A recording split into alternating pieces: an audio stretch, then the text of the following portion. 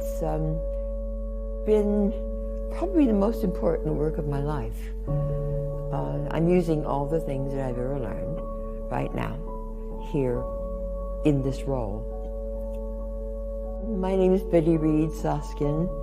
I'm an interpretive park ranger with the National Park Service, working at the Rosie the Riveter World War II Homefront National Historical Park here in Richmond.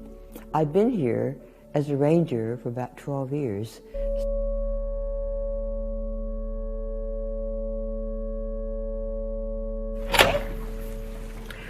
Welcome to our visitor center. Come on in.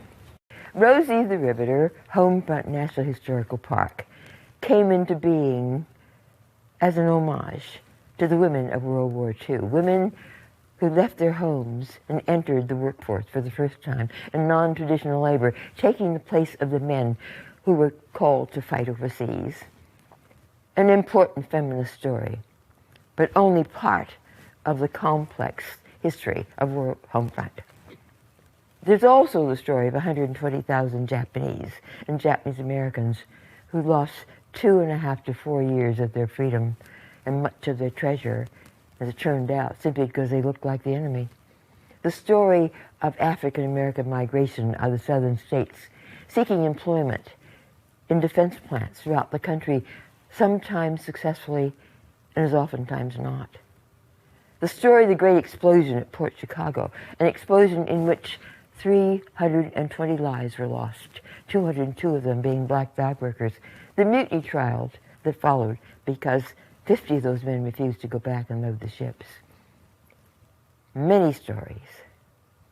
If you want to know more about that history, then there is the story of the mobilization, probably the greatest mobilization of workers since the building of the pyramids of the Great Wall of China. This was, after all, Franklin Delano Roosevelt's great arsenal of democracy. Or the building of the ships that by outproducing the enemy helped to turn the course of the war around. So many stories. Though there were defense plants that grew up throughout the country and boom towns that also developed out of the war effort, all of the signs of the Homefront had been redeveloped out of existence long ago, except for the city of Richmond, where there are more still standing structures through which to interpret that history than any other place in the country. That is why this park was sited here.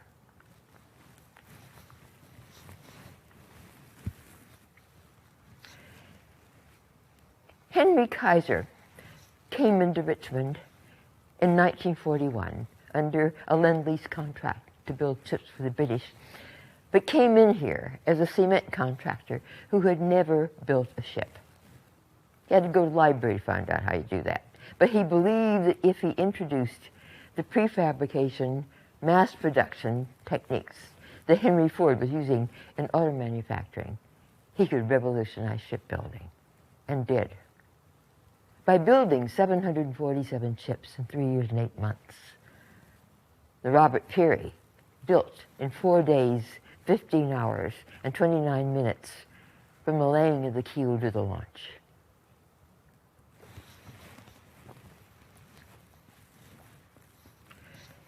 Here in the Ford Assembly Plant, designed by Albert Kahn, built between the years of 1929 and 1931 to assemble Model A Fords, but turned out 49,000 tanks and jeeps for the war in the Pacific. An important piece of the Homefront story that saw the turning of the war by the outproducing of the enemy, right here in Richmond. Outproducing the enemy.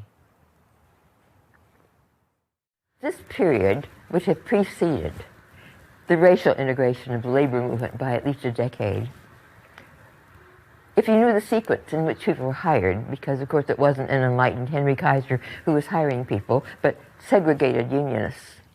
First to be hired were the men who were too old to fight, followed by the boys who were too young to be drafted, and then single white women, and when that pool was exhausted, married white women. Black men were hired in 1943 in order to do the heavy lifting for the women that were brought on board.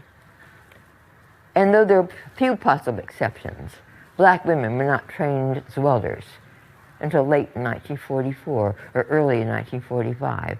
And if you want to know more about my role in that period, I worked in a segregated Jim Crow union hall as a clerk. If you want to know more about that or visit the Red Oak Victory, that's possible as one of the scattered sites of this park.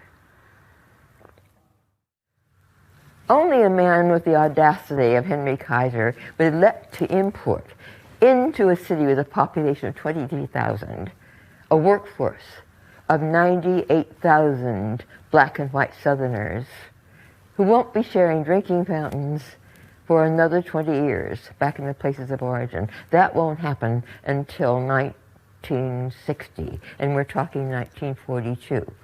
And no time for focus groups or diversity training. They have to negotiate every single hour of every day in order to get through it without killing each other.